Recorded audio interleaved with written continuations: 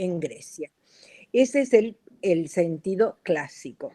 Ese trivium sigue su ruta por la Edad Media, se cristaliza ahí y pasa a formar parte de la Facultad de Artes. En la Facultad de Artes es como una preparación para los otros estudios, para los estudios posteriores. Entonces, si querés estudiar medicina, tenés que hacer primero la Facultad de Artes. Si querés estudiar Derecho, primero la Facultad de Artes. Es decir, estudiar lo que es la gramática, lo que es la lógica y lo que es la retórica. Eso quedó en muchas universidades, aún en la Argentina, que en los primeros años de la universidad se estudia gramática y lógica, retórica menos, y también en los seminarios. Pero se fue perdiendo un poco esa costumbre por la tendencia generalizada a dar importancia a la espontaneidad, a lo intuitivo, dejar de lado lo que sea más arte, es decir, algo más prescriptivo.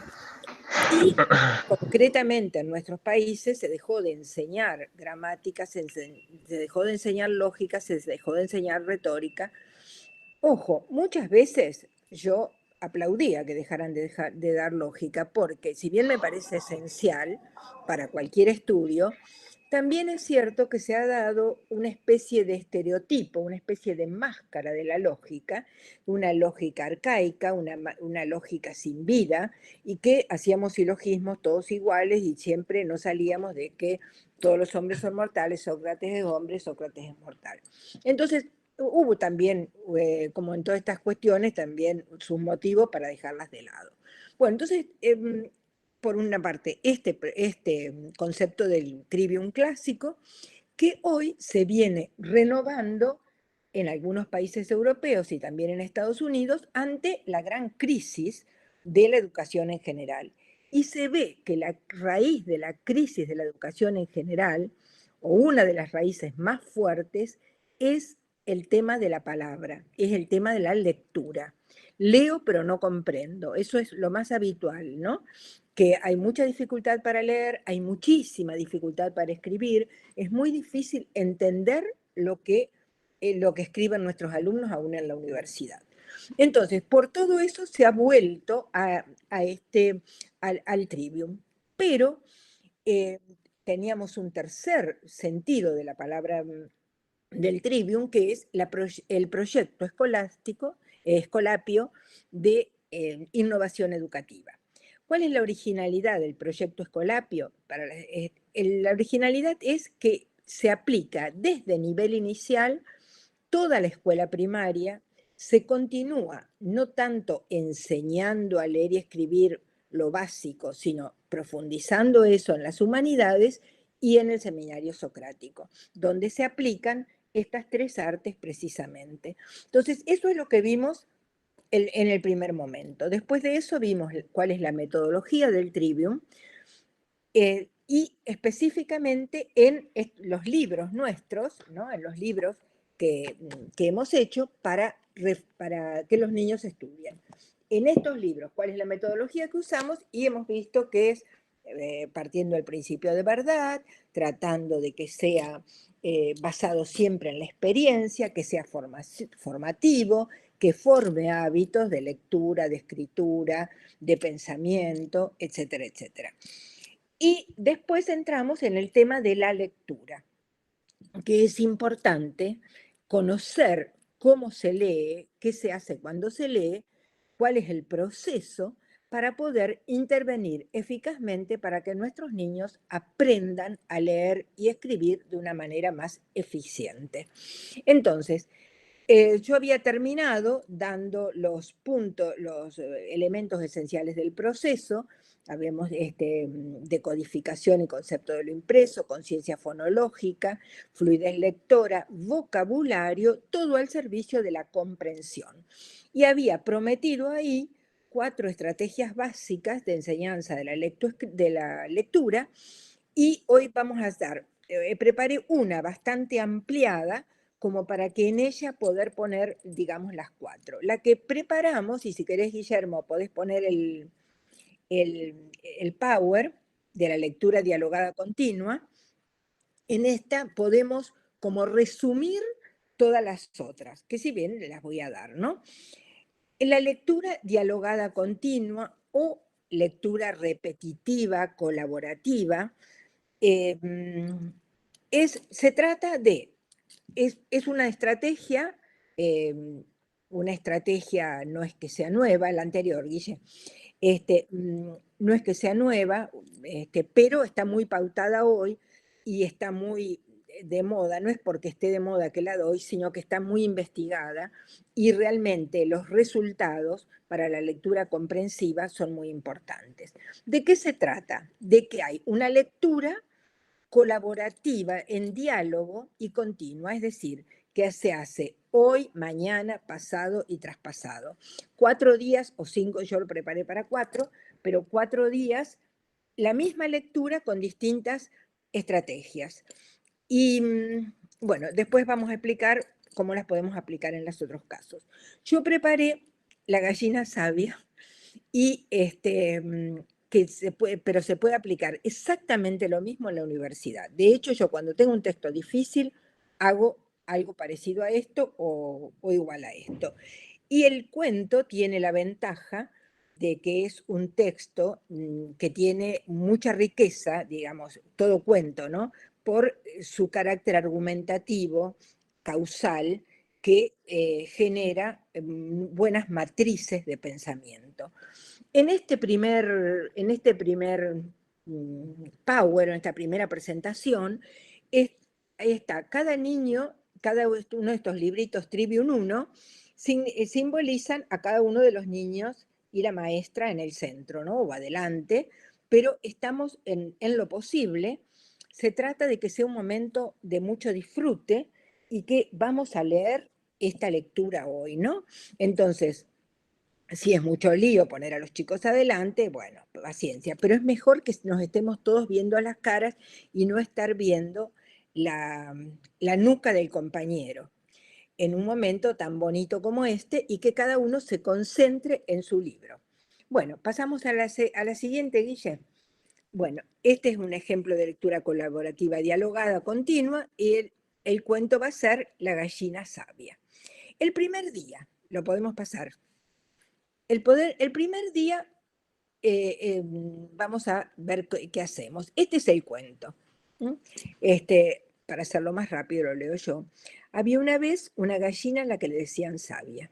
La gallina sabia está muy preocupada. Le queda muy poco maíz, pero lo mismo reserva un poco para plantar. ¿Pero cómo lo hará? Sus pequeños nunca han trabajado. Solo saben jugar y corretear todo el día por la granja. Decide entonces visitar a su amigo Duque, el perro guardián. Hola Duque, ¿me ayudarías a plantar mi maíz? Me encantaría, pero preparar la tierra, sacar los yuyos, plantar, regar, cosechar, no tengo tanto tiempo. Soy el guardián de la granja. La gallina visitó entonces al pato Cuaco, pero también estaba ocupado. Tenía que controlar las lombrices de la granja. Acudió al único que le quedaba, el chanchito Oinco. Este también le dio una excusa. La gallina volvió a su casa muy preocupada, pero los hijitos le dijeron, lo haremos nosotros, ya estamos grandes. Regaron, plantaron, me faltó algo ahí, hasta que, pasados 21 días, vieron todas derechitas las plantas de maíz. Cosecharon el riquísimo alimento, hicieron panes y tortas y fueron felices. Los amigos de la granja vinieron, atraídos por el olorcito, y colorín colorado, acá se acabó el cuento. Convidaron a sus amigos. Ahora, pasamos a la siguiente. Bueno, el primer día. ¿Qué hacemos el primer día? El maestro lee el primer párrafo de la lectura e interrumpe, no lee toda la lectura de corrido, sino que lee el primer párrafo y se detiene para conversar. Pregunta, ¿quién es el personaje principal del cuento? ¿Cómo lo saben? La pista es, que es el título, empieza hablando de ella, ¿qué otros personajes hay? ¿Por qué estará preocupada la gallina? ¿En qué estará pensando? ¿Cuál es el problema que tiene? ¿Cómo lo resolverá? Bueno, es para que los niños hipoteticen. los niños hipotetizan, imaginación bullente, es decir, no dice exactamente por qué está preocupada la gallina, pero lo da a entender. Entonces ahí está un algo implícito, que para nosotros ahora es obvio, que ve que no tiene suficiente maíz y toma esa decisión de guardar un poco. Entonces, le sacamos jugo a este primer párrafo. Leemos el segundo párrafo y volvemos a interrumpir. ¿A quién va a visitar? ¿Quién es? ¿Cómo se llama? ¿Qué hace en la granja? ¿Qué le pide la gallina sabia? ¿Qué le contesta Duque? ¿Por qué le habrá contestado así? Ahí también para que desde ¿a quién va a visitar concretamente a fulano de tal. Pero eh, ¿cómo se llama? Está claro. ¿Qué le pide? ¿Qué le contesta? No está todo, dice. ¿Y por qué le habrá contestado así? Ahí ya hay una inferencia. ¿Se acuerdan que cuando habíamos dicho que primero en el texto se buscan los datos que están explícitos y después los implícitos? Este tipo de preguntas favorecen que el niño se haga preguntas. En el tercer párrafo, ¿a quién visita después? ¿Cómo se llama? ¿Qué le contesta? ¿Por qué? ¿Es un buen amigo de Sabia y sus hijos? ¿Por qué? Esta pregunta, ¿por qué? La necesidad de justificar, es muy interesante que la incorporemos y que los alumnos digan, ya viene la maestra con el por qué, ya viene el profe con el por qué. Porque es necesario acostumbrarse, incorporar esta matriz de pensamiento, buscar la causa de lo que se está diciendo y buscar la justificación, el porqué racional de lo que hago. Cuarto párrafo, ¿a quién visita por último? ¿Quién es? ¿Qué estaba haciendo? ¿Qué le habrá contestado? El texto no lo dice. El quinto párrafo, ¿qué pasa al llegar a la casa? ¿Qué le proponen sus hijos? Sexto párrafo, ¿cómo les fue con su proyecto? Y discutimos entre todos. ¿Invitaron a sus amigos o le dieron una lección? ¿Les gustó el cuento? ¿Por qué? Acá, invitaron a sus amigos o le dieron una lección. Se trata de que los chicos traten de opinar, ¿no? Porque darle una lección puede ser que les dieron una lección, no los invitaron, porque como no los ayudaron, le dieron la lección. El que no trabaja no come. Pero por otro lado le pueden haber dado una lección de que no les importaba, que la caridad estaba por encima y que la lección era, viste, vos no me ayudaste, pero yo te ayudo a vos en este momento. Es decir, esas son las alternativas que me imagino, ustedes podrán agregar otras, que pueden discutir los niños. Esto sucedería en el primer día de la lectura en una hora de clase. Pasamos al segundo día. Pasamos, Guille, al segundo día. Guillermo, ahí está. Bueno, en el segundo día se trata de que haya primero una lectura coral. Y en este día vamos a trabajar, ¿por qué lectura coral? Porque ayuda a que los niños que tienen más dificultades para leer se acoplen a los que tienen más facilidad, a los que tienen mayor fluidez, incluso la maestra puede ir marcando el ritmo y la maestra puede ir observando a todos quiénes son los que tienen dificultad y demás. Y después trabajamos sobre el vocabulario. El vocabulario es uno de los elementos del proceso lector más importantes. Incluso hay autores que dicen que es necesario conocer el 90% de las palabras para entender. 90-95. Yo creía siempre que era un poco menos, porque ya los adultos vamos teniendo estrategias lectoras como para ir por el contexto sacando el significado. Pero en general está muy probado, muy trabajado, que es como un 80 o 90. Parecería mucho, pero parece que es así. Entonces, es necesario enseñarlo. Es necesario enseñarlo y también decirles, hoy vamos a estudiar estas palabras, que sepan, eso se llama mediación de objetivos, que sepan mis alumnos a dónde quiero llegar. Y es una lectura muy sencilla, pero tiene, yo saqué estas palabras, preocupada, plantar, yuyos, cosechar. ¿Cómo las vamos a empezar a trabajar? Bueno, ¿quién está preocupada por empezar? Es decir, bien concreto. ¿Por qué estará preocupada? Vamos llegando de a poco al concepto de lo que es preocupación. Y incluso podemos ir tratando de mostrar otras palabras que pueden ir surgiendo que tengan este preocupada, prever. De paso, enseñamos que prever va con una sola E porque es ver antes de, predecir, preocupada, preocupación, preocupante. Bueno, y podemos ir sacando familias de palabras. Destacar que preocupación lo escribimos en el pizarrón, todas las que podamos en el pizarrón, va con C. Bueno, y también llevarlo a la aplicación de esta palabra. A ustedes qué los preocupa y a sus papás, ¿cuáles son las preocupaciones más fuertes que tienen los papás de ustedes? Y cuándo están preocupados. Y este que enseñando una palabra, le estoy enseñando muchas palabras, ¿no es cierto? Porque preocupación, prevenir, predecir, preelegir. Entonces, hay mucha cosa para decirlo ahí, incluso trabajar los gestos. ¿Cuál es el gesto de una persona preocupada? Bueno, luego la palabra plantar, que se puede hacer familia de palabras, planta, plantación, etcétera, etcétera. Y cosechar y yuyos. Bueno, cada una de cosechar que va con ese, cosecha, ir sacando familia de palabras. Bueno, cuando enseño una palabra, primero la palabra la tengo en un plano un poco borroso. Después la voy precisando y realmente conozco una palabra cuando la puedo escribir, cuando la puedo leer y pronunciar adecuadamente y cuando la puedo emplear en oraciones. Entonces, en oraciones, y lo que se trata es que después el niño incorpore esa palabra. Tiene que pasar 30 veces por su cerebro, o 25 o 35, las que ustedes quieran, pero más o menos tienen que pasar un número determinado de veces por el cerebro para que realmente yo la pueda incorporar a mi vocabulario.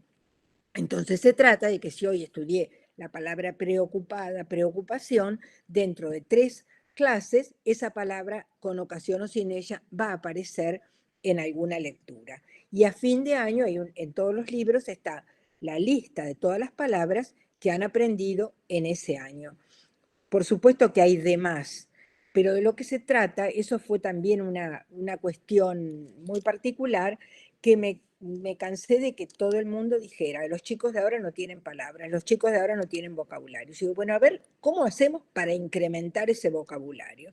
Entonces me propuse un número determinado por grado, y eso es por eso se insiste tanto en el vocabulario. Y si no conocemos las palabras, no podemos entender y tampoco puede haber fluidez lector y demás.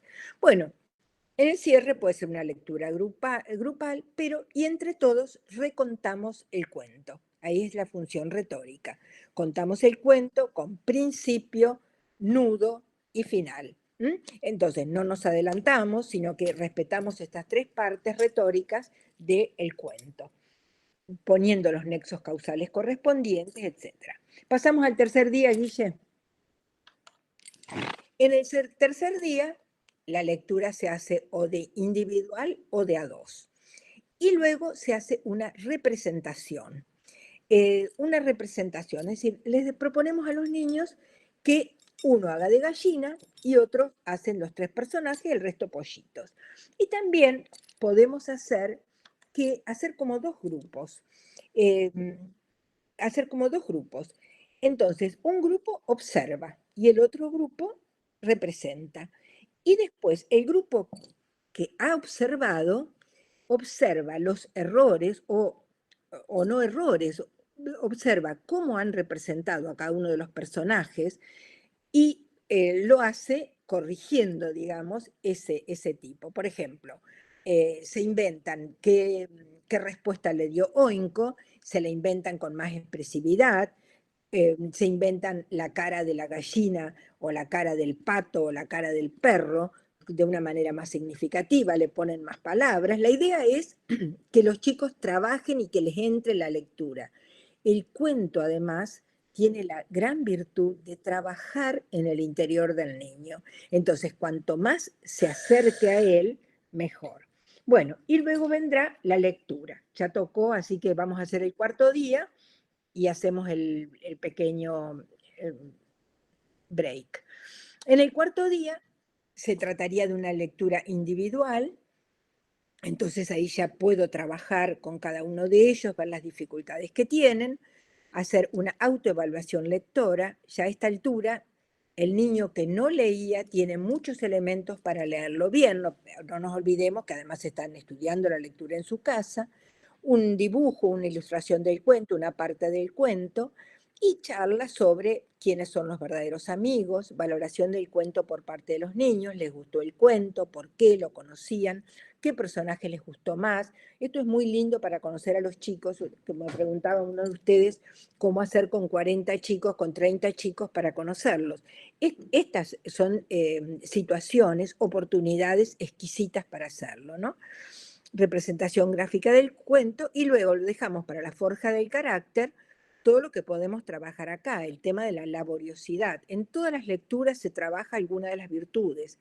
Trabajar el bien común familiar, que todos dejaron sus intereses particulares para colaborar para la comida de todos, la figura materna, que siempre está sacrificada y proveyendo, quiénes son los verdaderos amigos, cómo resolver las situaciones, toma de decisiones, serían los temas que se pueden trabajar a partir de esta lectura, que puede, por supuesto, puede ser en otro momento.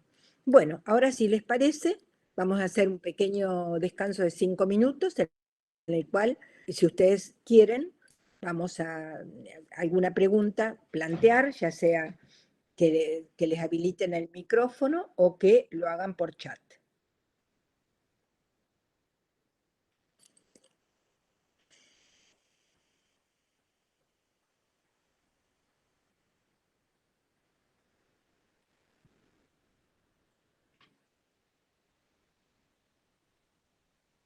Esta lectura, en realidad, en el libro, está en el libro de tercer grado, es una lectura mucho más larga, que ocupa 3 lecturas, pero yo hice este chiquito para esta síntesis para poder trabajarla acá, ¿no? Sí. Perdón, Graciela, decía que mejor las preguntas por chat, porque Sí, así podemos... Ahí hay una hay una pregunta. pregunta. ¿La propuesta del Trivium es solo para literatura? No. El centro es la palabra, pero no es solo para literatura. De hecho, lo estamos usando para, en humanidades, que abarca todas las ciencias y las artes, y la propuesta del Trivium tal cual la tengo que aplicar en historia, en geografía, en matemáticas, en todas, porque el poder leer bien una lectura es poder leer bien un problema de matemáticas, es poder despejar las incógnitas que haya. Si el alumno que lee bien y que sabe distinguir, o sea, para tomar decisiones, el que sabe distinguir, de hecho, puede resolver mucho mejor, está muy probado que puede resolver mucho mejor los problemas. Un problema de matemáticas suele solucionarse cuando el niño aprende a leer bien. Eso por un lado.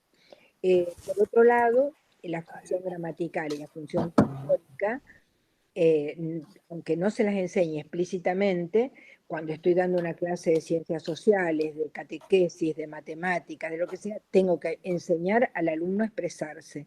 Uno de los graves problemas que tienen nuestros alumnos hoy es que hablan en monosílabos, nunca hacen una oración completa. Entonces, eso es retórica. Y eso le compete a todas las materias. Todas las materias, la única materia que puede no usar el trivium es una materia que sea muda, que no haya palabra, no haya nada para leer, nada para expresar, nada para entender.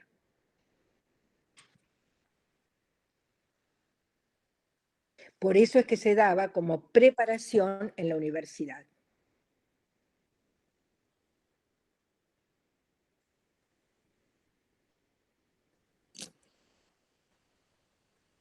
Esta forma de leer implica una preparación previa, ¿no? Mm, ¿A qué te referís el que haya hecho esta pregunta? La pregunta es, ¿esta forma de leer implica una preparación previa por parte, por ejemplo, del maestro para hacerlo? Sí, sí, sí, sí, sí, sí, sí.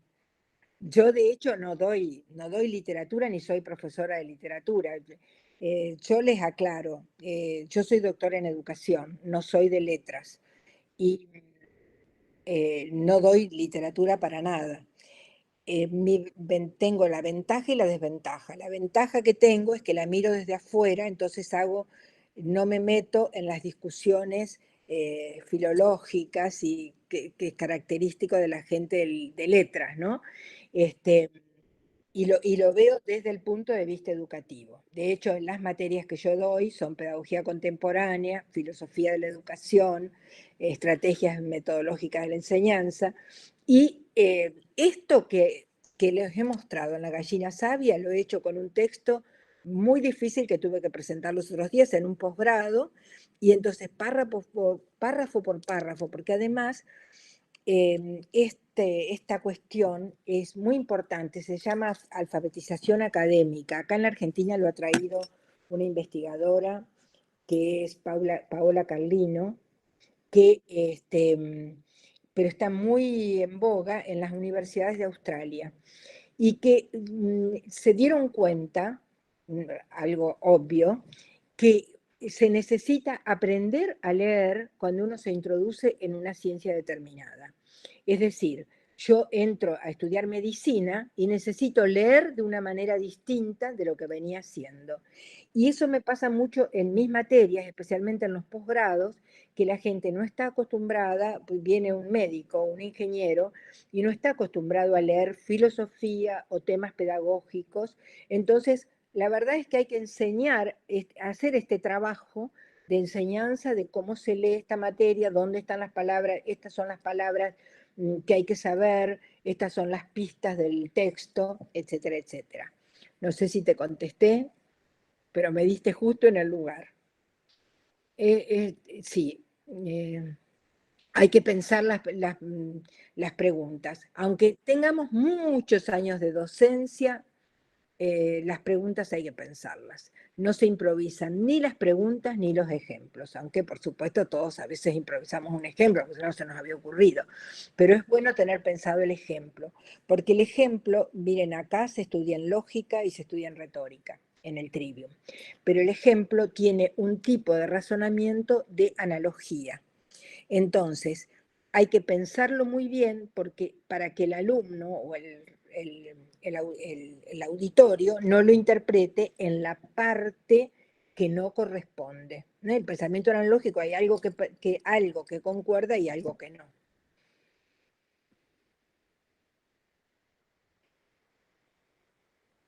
Muy clara la secuencia, la lectura, la retórica. Bueno, mis alumnos de primer año en la facultad leen junto conmigo, no quieren leer solos. Está bien. Bueno, pero después los tenés que dejar leer solos en algún momento, ¿no?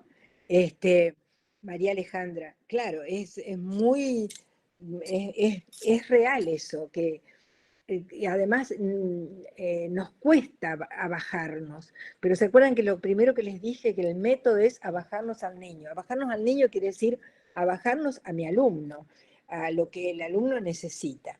Eso en la teoría vygotsquiana sería la zona de desarrollo próximo, es decir, aquello que el alumno puede hacer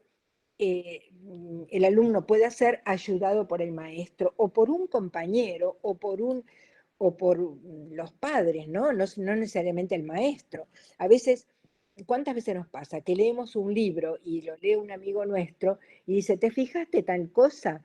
Y bueno, yo no me había dado cuenta. Y entre los dos, eso es zona de desarrollo próximo. Yo empiezo a entender junto con el otro. ¿Implica la enseñanza del latín? No, no implica. Me pasa lo mismo con alumnos de esa edad. ¿Implica incluir el latín? No, no, para nada. De hecho, por una cuestión, a ver, ¿cómo les diría? De desarrollo mental, Yo hago muchos ejercicios que es ver la palabra castellana con unirla con la correspondiente en latín. Pero eso es para que den cuenta de dónde viene la palabra, que se les abra un poco la cabeza, pero el trivium en sí no implica el latín. Lo que pasa es que siempre que se introduce trivium, se introducen humanidades y hay algo de eso ahí. Bueno, ¿no tenemos más preguntas? A ver, tenemos dos.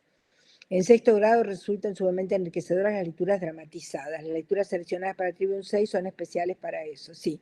Cuando uno las dramatiza, las alcanza a vivir más y eso ayuda también a que después se lea mejor. Es muy enriquecedor cada texto del Trivium, podemos con cada lectura utilizar recursos muy bellos que atrapan a los niños y los llevan a introducirse más en cada lectura. Las preguntas de los días 3 y 4 son muy importantes. En el aula también anotamos las palabras en glosarios para que puedan consultar a diario. Perfecto, esto es Gastón, lo dice. Y Susana dice, deja de ser protagonista del proceso el maestro para que lo sea el alumno. Claro, eso es un buen aporte. Lo que se trata es justamente de que el alumno esté todo el tiempo en actividad. Uno de los principios, ¿se acuerdan? Es el de actividad. Es si el alumno no está en actividad, no hay ninguna posibilidad de aprendizaje. Y eso también les hace tener experiencia de la cosa y les hace que entiendan mejor. Bueno, si no tenemos más preguntas, podemos pasar a la gramática.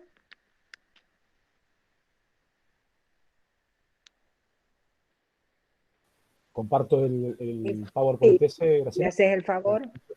Un segundito, ¿no? Sí. Bueno, ahora vamos a, según el plancito que ustedes tienen, del primer día teníamos el trivium, la metodología, la lectura, y después venía el arte de la gramática. Este no sería, justamente. Bueno, pero vamos a empezar con la gramática. ¿Qué es y cómo se aprende la gramática? Bueno, ¿qué es? ¿Cuáles son sus elementos principales y cómo se aplica en el aula? Vuelvo a reiterarles que olvidémonos de la gramática seca, fría, sin relación con la lectura, sino que acá tienen que estar perfectamente unidas, gramática, lógica y retórica, en el momento de la lectura y de la escritura. Podemos pasar. Entonces, es el arte que estudia sistemáticamente el lenguaje y ordena según criterios específicos las palabras, que son unidades del sistema lingüístico. Es un arte, es decir, un saber hacer. Entonces, no existe la gramática aislada de un hacer y de un texto.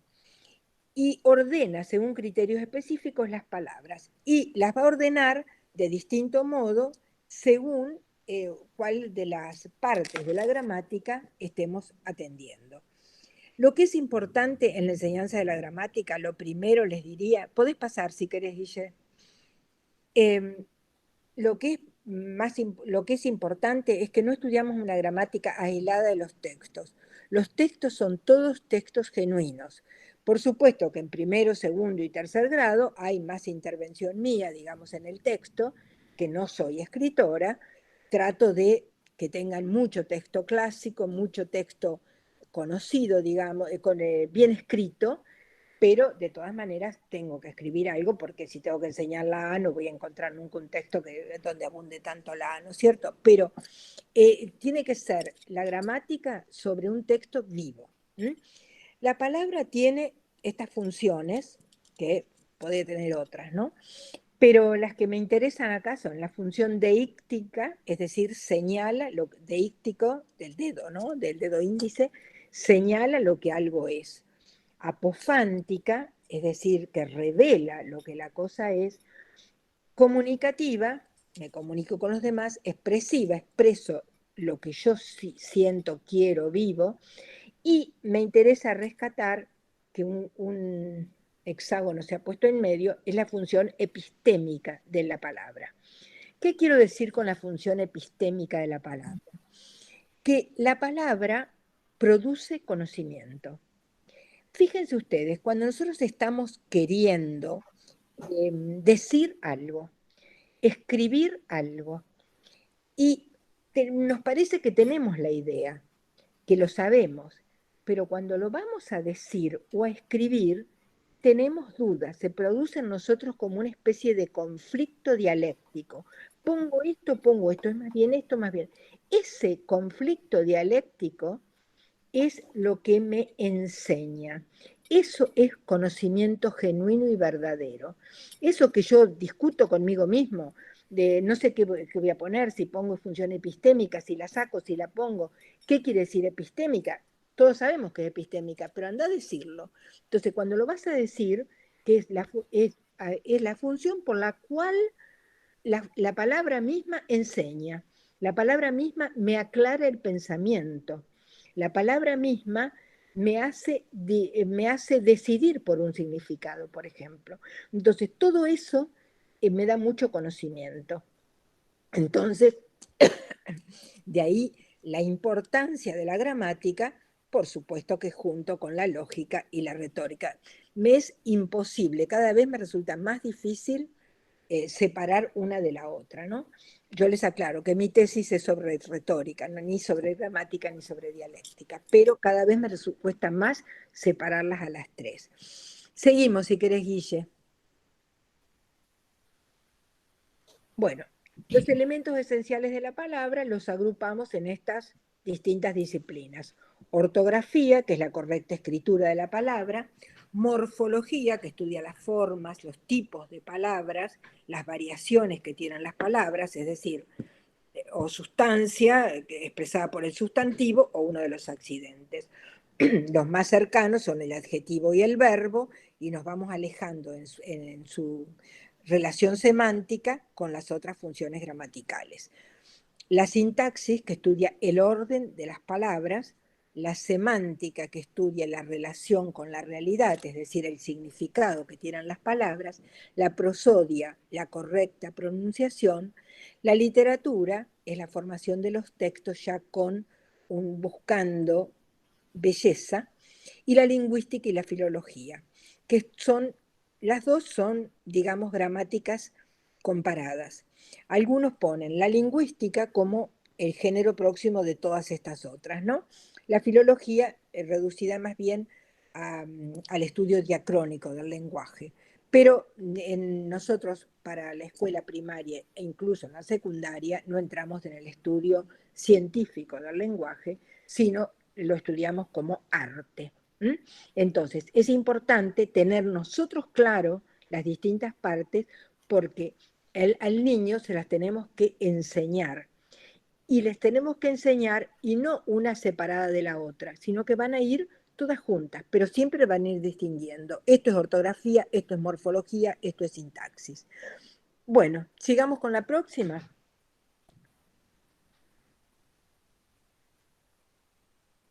Guille, ¿estamos? Bien. ¿Esta es la próxima? Bueno, el arte de la palabra. El arte de la palabra... Espera, que tengo... ¿Querés que pruebe la siguiente? No, no, no. Es que no, yo las tengo acá y no la veo bien. Bueno, por una parte va a estudiar, por empezar es un arte, como no me voy a cansar de decírselo jamás, no es decir, no es una ciencia, nosotros no la trabajamos en cuanto a ciencia, y permite la reflexión y el monitoreo del proceso lingüístico. Un buen análisis morfológico garantiza una correcta escritura. Es decir, ¿para qué hago hacer un análisis morfológico? Que digan esto es sustantivo, esto es adjetivo, esto es preposición. Pasar del singular al plural. ¿Para qué?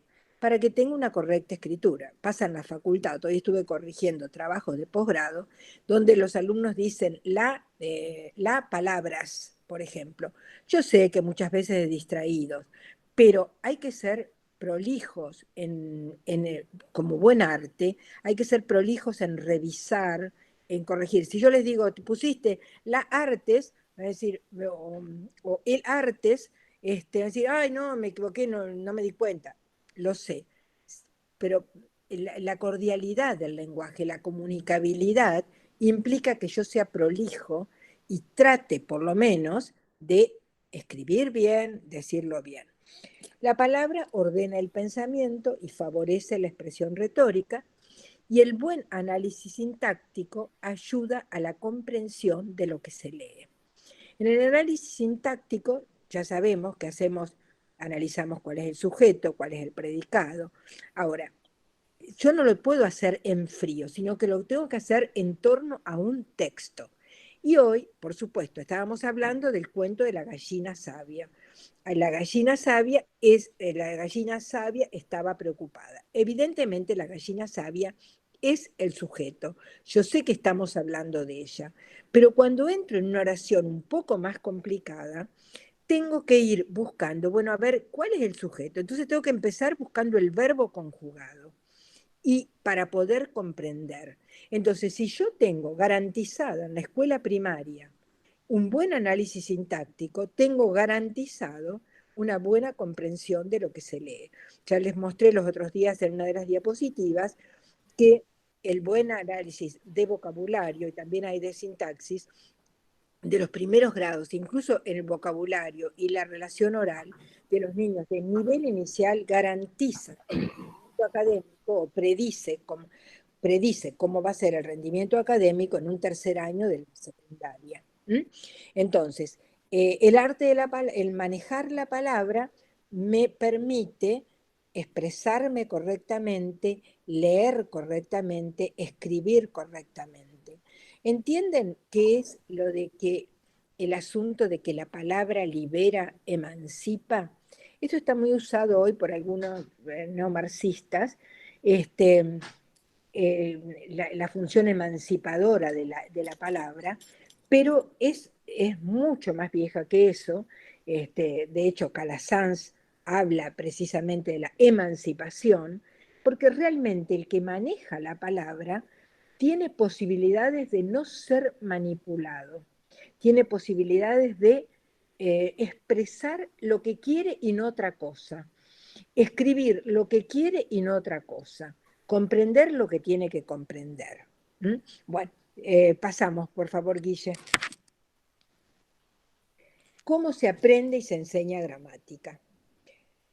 ¿Cómo se aprende y se enseña? Es un arte. Entonces va a tener que tener, evidentemente, prescripciones, reglas de cómo se hacen las cosas. Pero la metodología es siempre absolutamente basado en la experiencia, en la intuición, y se vuelve metódicamente a los mismos temas. Es decir, hoy trabajamos el sujeto y el predicado. En 3 reuniones seguro va a venir con ocasión o sin ella el sujeto y el predicado. A eso hace alusión la circularidad. Y por las características de nuestra memoria, ahora lo voy a hacer cada 3 clases, después cada 6, después cada 9, y después voy a dejar un tiempo y lo voy a volver a retomar. Es decir, cuando hago un ejercicio, hago 5 al mismo tiempo. O me anoto que lo tengo que tomar. ¿Por qué es esto? Para responder a este problema que tenemos siempre en la escuela. Uy, profe, eso no lo dio. Eso nunca lo vimos. A lo mejor lo di yo misma, pero hice una bellísima clase, pero terminó la clase y nunca más ese alumno lo vio. Y si nosotros no traemos a la memoria las cosas, quedan en el aire. Y para eso también es importantísimo la organización. No fijamos nada si no lo tenemos organizado. Por eso en el libro, cada 2 o 3 lecturas, o cuando se fijan los conocimientos, y hay, por ejemplo, un sabías qué, o para recordar y fijar, un recuadrito donde está la definición o lo que se quiere fijar en ese momento. Después viene la fase prescriptiva. El sujeto se utiliza así, el verbo se utiliza así, etcétera, etcétera. Y tiene siempre relación la gramática con principios tanto de lógica como de metafísica. Si pensamos en algunos ejemplos he puesto acá, sustancia y accidentes. La sustancia es expresada por el sustantivo y todos los accidentes por los distintos accidentes gramaticales. Como es, va a ser el adjetivo, lo que hace y ubicación en el tiempo va a ser el verbo, etcétera, etcétera. El principio de causalidad, que es un principio metafísico y siempre lo estamos recurriendo a él, conceptos superiores e inferiores. En gramática hablamos de conceptos superiores e inferiores. En lógica hablamos de conceptos superiores e inferiores, pero se relacionan con los hiperónimos e hipónimos de la gramática. La oración como juicio, la coherencia y la cohesión. Es decir, en un texto, cuando hacemos gramática textual, la coherencia de un texto depende de una cuestión lógica, de que no nos contradigamos. Y la cohesión va a depender de los elementos lógicos y gramaticales que utilicemos para hacer al texto más sólido. Bueno, ¿podemos seguir con la otra? Bueno, acá puse algunos ejemplos, tal como están en el libro, ¿no? Tal como se dan en el libro. Por ejemplo, lápiz, un hiperónimo es útil escolar, un hipónimo, lápiz rojo. No sé lo que vamos a poder dar de lógica si llegamos a eso, pero esto se condice perfectamente con lápiz. El hiperónimo sería el concepto superior, que lo voy a necesitar para para poder definir qué es un lápiz. Es un útil escolar que tiene tales características. El hipónimo, es decir, debajo de él está el lápiz rojo. Y esto sirve, por el rojo, verde o de cualquier otro tipo. Esto sirve también mucho para cuando estoy redactando. Yo lo que quisiera mostrar esta íntima relación permanentemente. No puedo hablar cuando estoy hablando de lápiz, puedo hablar para no repetir la palabra, puedo decir el útil escolar, pero tengo que saber que estoy usando otro tipo de categoría. Y lo mismo para argumentar. Bueno, cirujano tendría como, siempre está para completar. Primero los ejercicios son de completamiento, ¿no? Cirujano sería médico y cirujano cardíaco, por ejemplo, ¿no? Un cardiólogo. Bueno, la palabra ser viviente sería el hiperónimo de quién? De animal, por ejemplo, y un hipónimo hombre o gato. Bueno, ¿tenemos otra más? Sí, más ejemplos ahí, ¿no? Otros ejemplos que utilizamos en el libro son tachar la palabra intrusa, funciones gramaticales, familias de palabras. Las familias de palabras son un recurso muy potente para la ortografía, para la semántica y para la retórica. Es decir, me da mucho, aprendiendo una, aprendo mucho. Ese es uno de los lemas, que aprendiendo una, aprendo muchas. Siempre primero es reconocimiento, después es la construcción. Después, separación de las palabras según especies, clases, la función lógica de la división viene a explicarse acá, aunque los alumnos no sepan que están utilizando un concepto lógico, el maestro lo sabe y lo aprovecha. Sopas de letras con sinónimos u otras funciones gramaticales, marcar el sujeto, marcar el predicado y hacer ampliación o reducción. Esto sirve mucho, marcar el sujeto, marcar el predicado.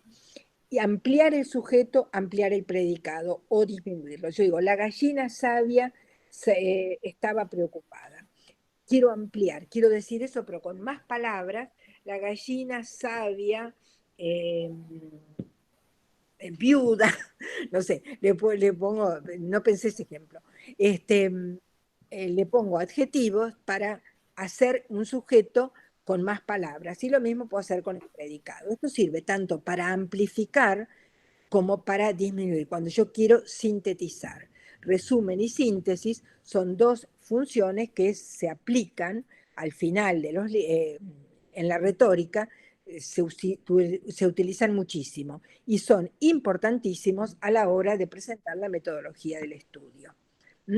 Bueno, aquí terminaríamos la parte de la lógica, así que abro la parte de la gramática, perdón, así que estoy abriendo para que hagan las preguntas que consideran necesarias.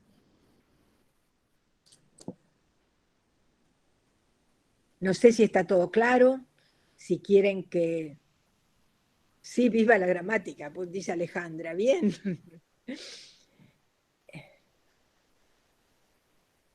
Es decir, tiene mala prensa la gramática y se entiende, ¿no? Porque a veces se ha tornado un poquitito seca, un poquito que no se sabe bien para qué está. Es como si estudiáramos cosas de memoria sin mayor provecho. ¿No tenemos más preguntas? Nada, todo quedó claro. Bueno, después repasarán sus apuntes y si no, lo dicen en la próxima reunión. Pero si no hay más preguntas, puedo empezar con el tema de la lógica para terminarlo el jueves. ¿Mm? ¿Les parece? ¿Te parece, Guille, me pones la presentación de la lógica? Sería Bien, muy la bien, presentación paso. número 3, te la puse. Ahí va.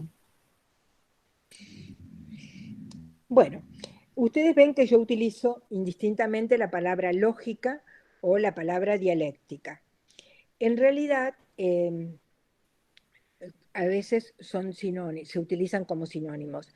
Durante los distintos periodos se ha utilizado más, se ha enfatizado más un aspecto acá, perdón, me distraje con uno de los chats. Se ha destacado más uno de los aspectos que otro. La dialéctica es lo mismo que la lógica, pero hace relación al pensamiento en movimiento. Y no siempre se llega a una verdad cierta apodíctica en la dialéctica, porque es propiamente la metodología o la lógica de las ciencias humanas.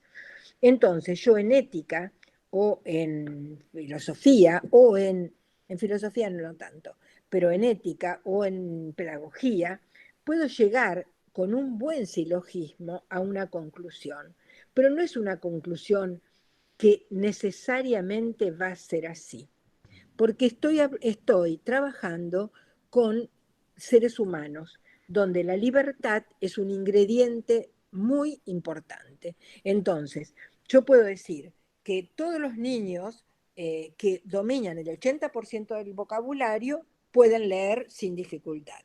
Pero me puede decir alguien, mira, mi alumno maneja todas las palabras, pero no lee nada, no entiende nada. Entonces, bueno, ahí hay otro problema. Entonces, ¿mi silogismo estaba mal? No, no estaba mal. Yo seguí todos los pasos, hice todas las investigaciones necesarias, pero siempre es un pensamiento en movimiento.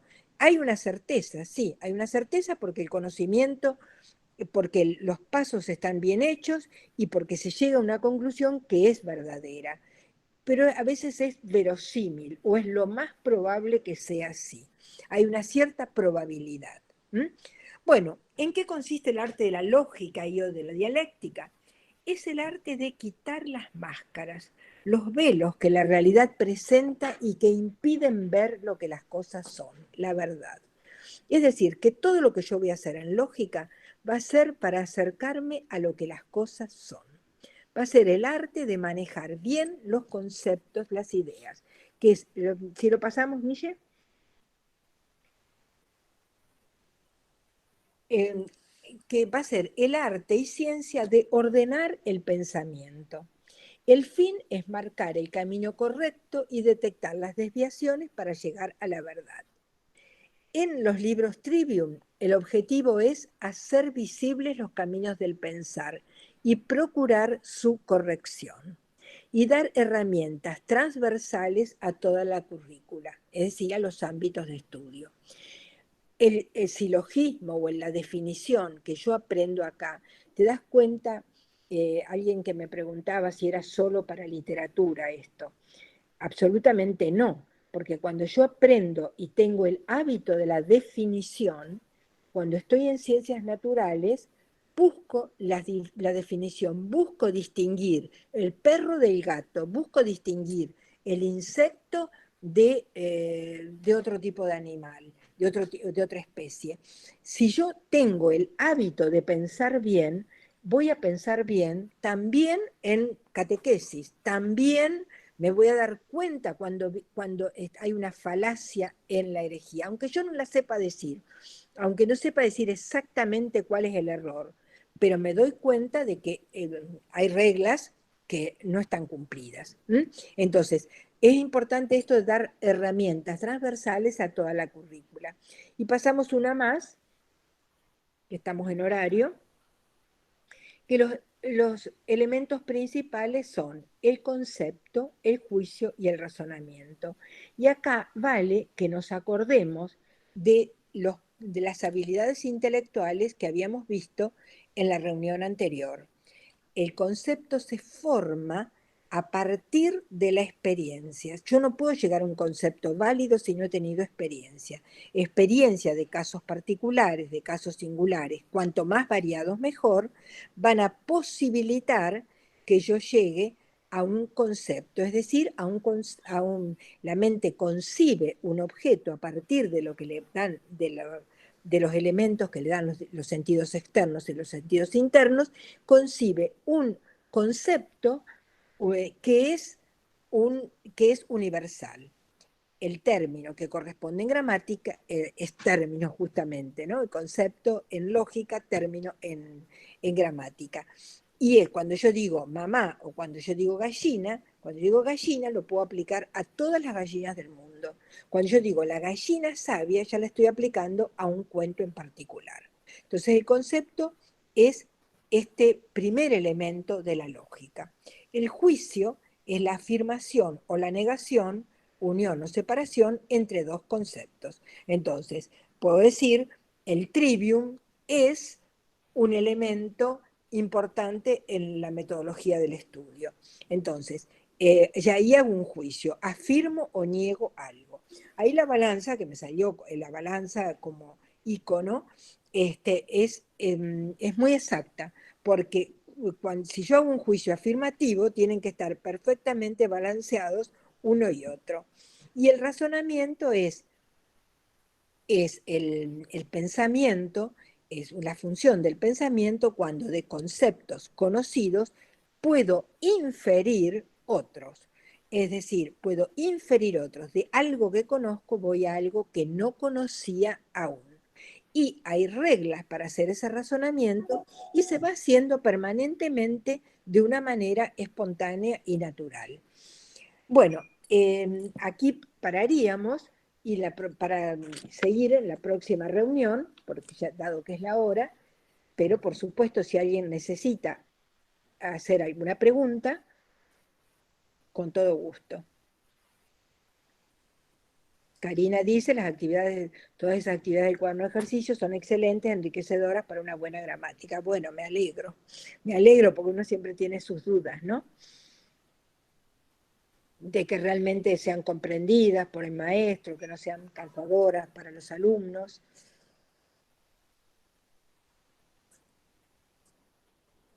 Realmente ha sido muy esclarecedora. Bueno, muchas gracias a vos, Alejandra. Ha estado tan atenta en todo momento. Muchas gracias.